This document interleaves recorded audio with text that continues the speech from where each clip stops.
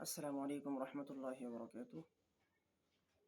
একটি নতুন আপডেট এবং যাকে নিয়ে আলোচনাটি হবে, ব্যক্তিটি খুবই পুরনো। আমরা সবাই তার নাম জানি, মুফাসসির ইসলাম। এই ব্যক্তিটি ইসলাম ধর্মকে এত এত জঘন্যভাবে অবমাননা করছে, যেটা আমাদের মুসলমানদের জন্য একটি মানে কষ্টের বিষয়। এবং প্রতিটি মুসলমান এবং ইসলাম ধর্মের আমাদের যে সর্বশ্রেষ্ঠ নবী হযরত মুহাম্মদ সাল্লাল্লাহু আলাইহি ওয়াসাল্লাম, ওনাকে নিয়ে যেই কুরুচিপূর্ণ ভাষা উনি ব্যবহার করছে, প্রথমেই আমি একজন মুসলমান হিসাবে, আলেমের হিসাব পড়ে একজন মুসলমান হিসাবে আমি এটার প্রতিবাদ জানালাম। কারণ যেহেতু উনি আমাদের কাছে নেই, অতএব অন্য কোনো পন্থা এখানে অবলম্বন করতে পারতেছি না। উনি সুদূর ইউকেতে থাকে। এই জন্য আমি প্রথম মুসলমান হিসাবে, আমার আগে আরও অনেকে করেছে, কিন্তু তারপরে আমি এটার নিন্দা জানালাম। একটি বিষয় হচ্ছে, ওনার প্রথম কাজ, উনি প্রতারণা করে এবং হেকমত অবলম্বন করে। কিভাবে করে? সে এই নিয়ে চারবার ইসলাম ধর্ম থেকে চলে গিয়ে আবার পুনরায় ইসলাম ধর্মের ভিতরে প্রবেশ করতেছে। এটা ধরতে পারেন একটি গোয়েন্দার মতো। সে এমনভাবে আকুতি মিনতি করে যে সে অতীতের সকল কিছুর জন্য অনুতপ্ত, তারপরে সে আবার প্রবেশ করে। আর আমরা মুসলমান এবং বাঙালি মুসলমান যারা আছি, তাদের ভিতরে তো আবেগ দিয়ে ভরা, একটু কিছুতে আমরা গলে যাই। এটা আসলে আমাদের একটি দুর্বলতা। এই দুর্বলতার সুযোগ নিয়ে সে এই কাজগুলো করছে। এক নম্বর হচ্ছে, আল্লাহ রসুল সাল্লাল্লাহু আলাইহি ওয়াসাল্লামকে নিয়ে যে অবমাননাগুলো করছে, এটা আমি প্রথমে রাষ্ট্রের কাছে আমি একটি আবেদন করলাম।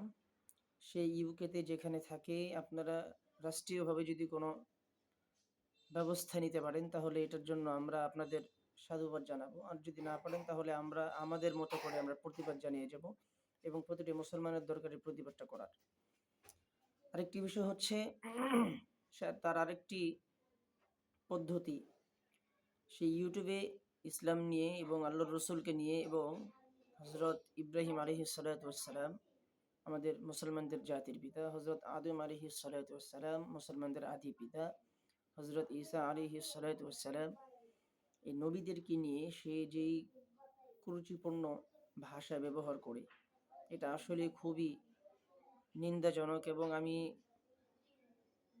আপনাদের খোলাসা করে বা আমি ক্লিয়ার করে বলতে পারবো না, কারণ আমি যা বলতে চাই তা আসলে আমার মতো মানুষের মুখ দিয়ে আসাটা ঠিক না।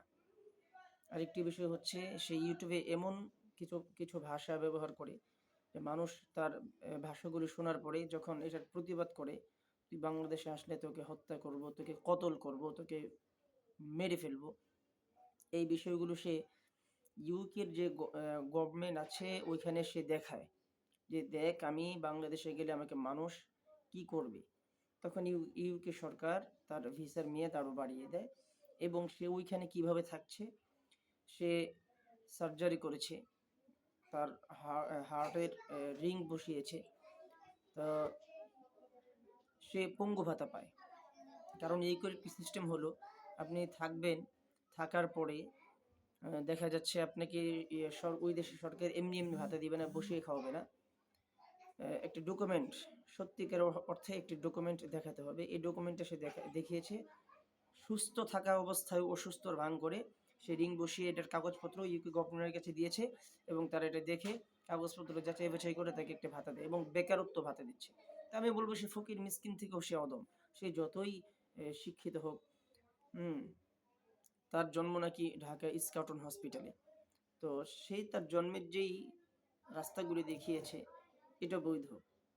কিন্তু আমাদের নবীদের বিষয়ে সে যেই রেফারেন্সগুলো দিয়েছে, শুধু সেই বৈধ, আর বাকি সবাই আল্লাহ মাফ করুক। আসলে ও ও তো বাংলাদেশে আসবেই না, কারণ ও যা করছে, এবং যত নাস্তিক আছে প্রতিটি নাস্তিক ওর ও তো ও ওর চরিত্র এবং ওর রুচি একেবারেই নিম্ন শ্রেণীর। কেননা যত নাস্তিক আমরা জানি আছে বাংলাদেশে, তার মধ্যে মেয়ে যারা আছে, লুপাই ইসলাম, আরও যারা যারা আছে, প্রতিটি মেয়ে তার সাথে মেলামেশা করেছে এবং তার কাছে যেতেই হয়েছে। সে এমনভাবে যুক্তি দিচ্ছে ইসলাম তার কাছে কিছুই না। সেই মানে সেই একটি ইসলাম নিজে বানিয়ে মন গড়া একটি ইসলাম বানিয়েছে। তো আমি সকলের কাছে অনুরোধ করব, যারা আছেন এই মুফাসসিল ইসলামকে বয়কট করুন, এবং যারা লন্ডনে আছেন, ইউকেতে থাকেন, মুসলমান ভাই যারা আছেন, আল্লাহ ভীরু এবং নবী প্রেমিক যারা আছেন, তারা অবশ্যই আমার এই ভিডিওটি শেয়ার করবেন। এটা দেখার জন্য, আমি আমার ভিউয়ার্স বাড়ানোর জন্য বলতেছি না, মুসলমান হিসেবে ইমানি দায়িত্ব নিয়ে আপনি এই মুফাসসিলের এই বিষয়গুলো, আমার এই আলোচনাগুলো আপনি শেয়ার করে ছড়িয়ে দেন, এবং মুহূর্তের মধ্যে আমি চাই আমার এই ভিডিওটি ভাইরাল হোক, যাতে মুফাসসিল পর্যন্ত এটা পৌঁছায়, এবং ও যাতে ইউকে তো একটা চাপের মধ্যে থাকে যে আসলে মুসলমানরা কতল করা লাগে না, হত্যা করা লাগে না, মানুষ চেষ্টা করলে অনেক কিছু তাদের গন্তব্যস্থানে পৌঁছে যায়, যদি তার ভিতরে আল্লাহর ভয় থাকে এবং আল্লাহর রসুলের ভালোবাসা থাকে। এবং আমি একজন মুসলমান হিসেবে আমি বলি, যারা আমার এই ভিডিওটি শেয়ার করবেন আল্লাহর জন্য, আল্লাহর রসুলের জন্য, রাজি খুশির জন্য, আমি বিশ্বাস করি আপনাদের একটি শেয়ারের উসিলায় আমার এই ভিডিওটি সারা বিশ্বে ছড়িয়ে যাবে। মুফাসসিলের বিষয়টা আপনারা ইউটিউবে সার্চ দিলেই পাবেন যে মুফাসসিল ইসলাম সে আসলে ব্যক্তি কেমন। সে নাস্তিক বললেও আমার মনে হয় ভুল হবে, নাস্তিকের উপরে যদি কোনো খারাপ কিছু থাকে তাহলে সেই মুফাসসিল ইসলাম। সবাই ভালো থাকবেন, সুস্থ থাকবেন। আসসালামু আলাইকুম রহমতুল্লাহ বরকাতুহু।